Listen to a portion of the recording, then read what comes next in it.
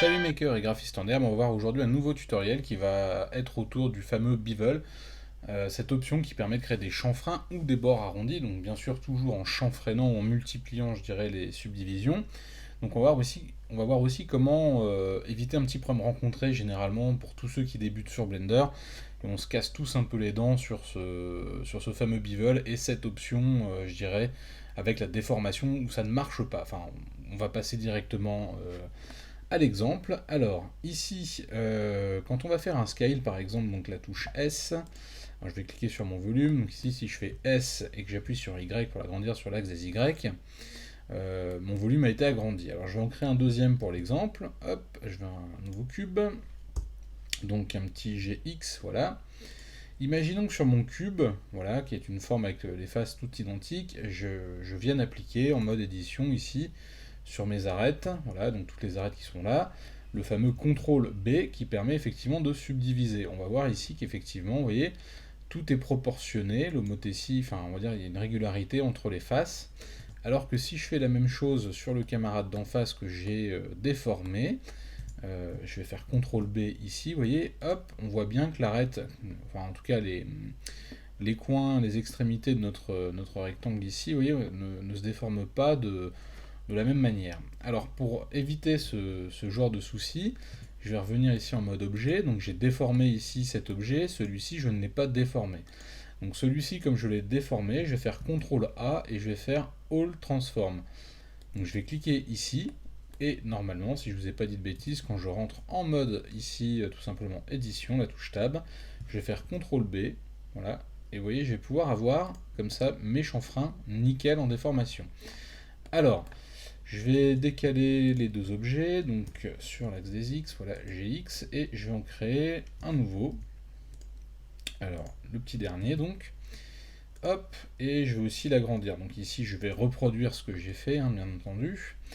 Alors, ce problème-là, on rencontre, vous voyez, si je fais scale, et toujours sur l'axe des Y, donc je l'agrandis ici. Le bevel, on peut aussi l'avoir, alors par le modifieur, c'est assez pratique hein, d'ailleurs, et on va voir pourquoi. Donc là, il est automatique.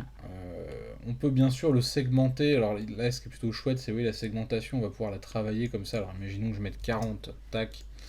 Vous voyez, j'ai segmenté donc, mon volume, donc j'ai arrondi les bords. Par contre, ici, on voit que la déformation n'est pas très belle.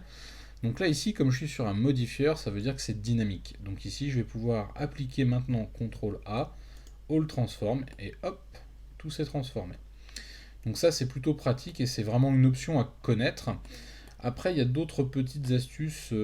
Alors, c'est plus vraiment, enfin, c'est toujours dans le bevel, hein, bien sûr, c'est toujours dans le modifier cette fois-ci.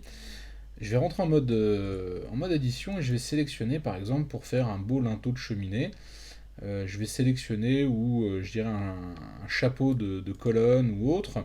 Je vais sélectionner, par exemple, mes 3 arêtes ou mes 4 arêtes du bas ici, comme ceci. Et je vais les assigner, c'est-à-dire que je vais leur dire vous êtes entre guillemets un groupe. Alors pour ça je vais aller ici, voilà, dans les data properties, je vais créer un nouveau groupe. Voilà, donc ce nouveau groupe on peut bien sûr le nommer Toto si on veut, il n'y a pas de souci. Ce qui sera important c'est de cliquer sur assigner, ici voilà, assigne. Donc ce groupe contient ces 4 arêtes. Ce qui est intéressant, c'est que quand je vais retourner dans le modifieur, je vais pouvoir aller donc dans Profile, Custom, et avant d'ailleurs même, excusez-moi, au niveau de la méthode, enfin limite méthode, je vais passer d'angle à Vertex Group, et cette fois-ci, je vais aller choisir Toto. Alors, qu'est-ce qui s'est passé? On voit que ça a été modifié, voilà. On remarquera aussi, comme je suis allé, donc ici, vous voyez, j'ai changé d'univers, c'est-à-dire que dans Profile, j'ai quitté, on va dire, celui qui me permet de jouer avec ici tous mes petits boutons pour, donc la super ellipse, donc c'est ça, hein, ouais, pour custom, et custom, ici on voit qu'on a un petit tableau ici, c'est tout simplement un tableau qu'on va pouvoir gérer avec la courbe de Bézier. Donc ici j'ai un champ à 45 degrés, d'accord. Amount ici va pouvoir, vous voyez, faire varier comme ça la hauteur de notre moulure, entre guillemets. Et je vais aussi pouvoir m'amuser de la manière suivante. Alors je crois que c'est 0,1 par défaut, on va le remettre, voilà. Et je vais aussi pouvoir m'amuser maintenant, donc dans ce schéma, à pouvoir ajouter, vous voyez. Alors là, je vais venir travailler, par exemple, ajouter quelques points. Là, je clique à la souris, voilà, tout simplement. Donc on voit ici que j'ai créé une petite moulure. Alors si je veux créer une sorte de talon renversé comme ça, hop, voilà, qu'on va retrouver souvent en menuiserie ou en taille de pierre. Hop, et je vais ici, vous voyez, agrandir un peu la chose.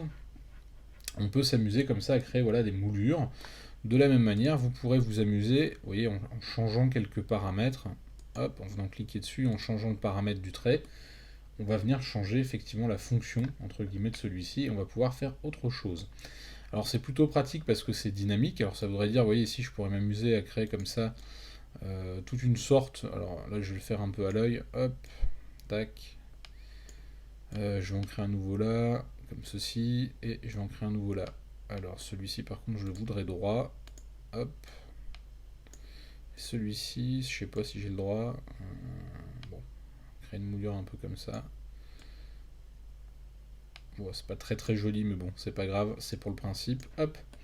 Donc là, on voit que je suis venu créer donc ma moulure tout autour, en fait, vous voyez, de cet objet. Ah oui, c'est ici, je crois qu'il faut venir finir comme ça. Voilà, tac. Donc en fait, il ne faut pas finir en bas, il faut finir bien sur le champ du bout. Voilà, donc comme ça, j'ai bien, vous voyez, ma moulure qui apparaît ici. Voilà. Et elle est parfaite. Alors ça c'est super pour créer un petit chapiteau, pour créer un linteau, pour créer un encadrement de porte, des plaintes ou autre. Ça c'est vraiment l'astuce qu'il faut connaître au départ quand on démarre dans Blender.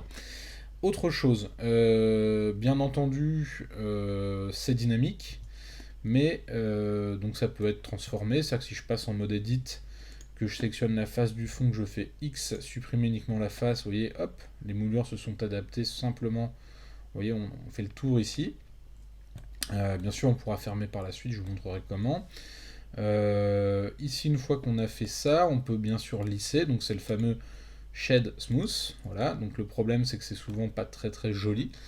Donc on va aller dans les Data Properties, dans Normals, et on va aller dans Auto Smooth pour lisser tout ça, mais en maintenant un lissage, c'est-à-dire en arrêtant le lissage à un certain degré. Voilà, ça permettra d'obtenir quelque chose de plus chouette. Ensuite, bien sûr, une fois que vous êtes content, on peut, comme n'importe quel modifieur, appliquer, je dirais, celui-ci. Voilà, donc je vais l'appliquer. Une fois qu'il est appliqué, ça va être beaucoup plus simple, par exemple, si je viens prendre l'arête ici. Hop, je sélectionne toute l'arête en faisant Alt. Ici, par exemple, je vais pouvoir maintenant fermer ma face en faisant F. Voilà. Alors, ici, la face, elle est fermée sommairement, c'est-à-dire que il n'y a pas, enfin, je dirais que comme objet 3D, c'est pas génial. Donc du coup, on peut sélectionner la face, éventuellement soit faire un poke face, mais il va tout quadriller à partir du centre, enfin découper à partir du centre. Voilà. Ou vous pouvez faire éventuellement effectivement trianguler les faces de façon à avoir un objet, je dirais, qui soit à peu près propre, voilà, et fermé. En tout cas, c'est possible de fermer comme ceci, voilà, un objet et d'avoir un rendu, hop, nickel. Normalement, vous n'aurez pas d'artefacts qui vont apparaître, d'artefacts qui vont apparaître quand vous ferez votre rendu. Si vous pensez à bien, je dirais, faire un poke face, une poke face peut poser problème.